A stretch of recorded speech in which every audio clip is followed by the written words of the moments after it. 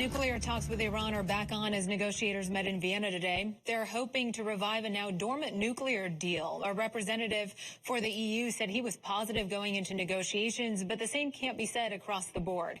The U.S. Special Envoy to Iran says so far signs are not encouraging, and it doesn't help that the U.S. isn't in the negotiating room.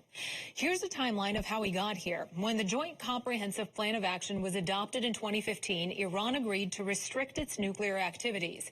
In exchange, Britain, France, Germany, China, Russia, and the EU, along with the European Union, agreed to lift most sanctions. But in 2018, then President Trump pulled the U.S. out of the deal, reinstating U.S. sanctions.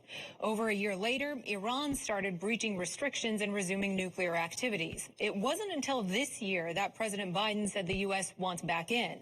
But Iran says it won't return to the deal unless the U.S. lifts all sanctions. Let's bring in national security correspondent Sasha Ingber. And Sasha, Iran is back at the international negotiating table. In the time since the last talks, though, Tehran has bolstered its nuclear program. How is that weighing on these talks? Well, it certainly puts more pressure on U.S. officials. They are not going into these talks as they did in 2015 when the agreement was first established. And they know that the clock is ticking. They know that Iran is getting closer and closer to having a nuclear weapon.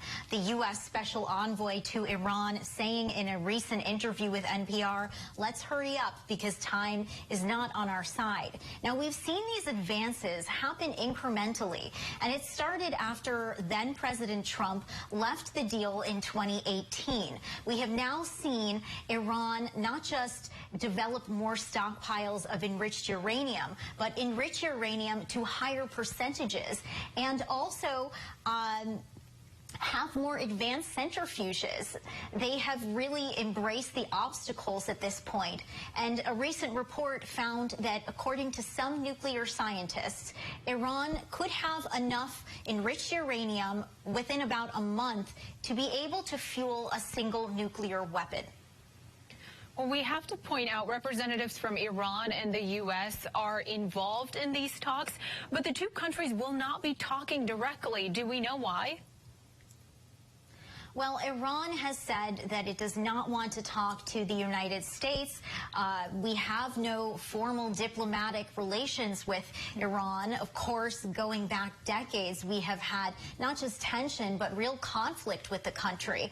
And the U.S. has relied on intermediaries on these nuclear talks in the past. A senior Biden administration official said back in June that relying on these middlemen, so to speak, means that there's more opportunity for miscommunication, but that's the best option that they have right now.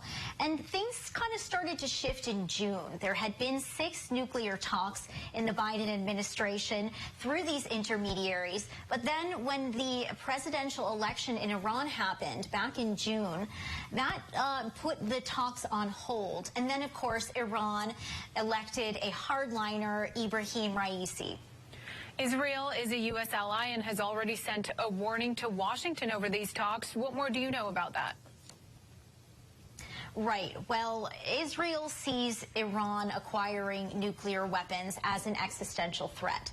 And they have made it clear, they have sent signals that they are going to great lengths to try to stop anything that they believe is going to harm them and preserve their own safety.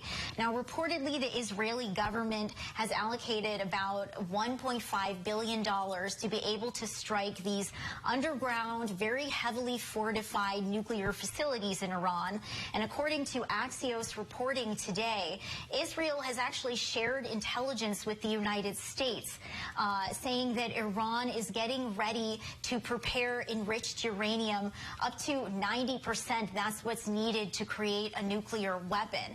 Now, Israel has been blamed for attacking Iran's nuclear facilities in the past and also assassinating some of Iran's most prominent nuclear scientists. So the U.S. hasn't said too much about the restart of these talks. Has there been any discussion on any next moves from the Biden administration if nothing were to come from these discussions?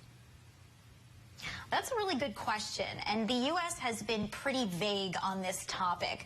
The spokesperson for the State Department, Ned Price, has said that there are many options that the United States could take, that the U.S. is in conversations with other countries, but they have deliberately not shared any details on what could come next should these talks not work out.